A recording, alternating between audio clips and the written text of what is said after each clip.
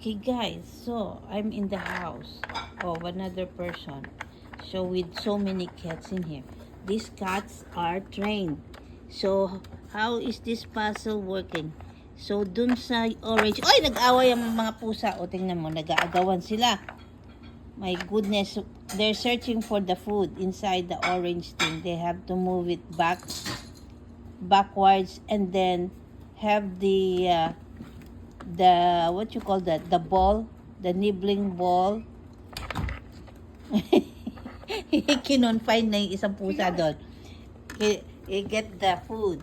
He got to move the orange thing to get the food out of that cover. See how the cat does it? You're gonna get another one. So keep watching. See how clever the cats here? They are well trained in this kind of thing. Para silang mga, oh, yan oh. See that, yun, nakuha na niya isa.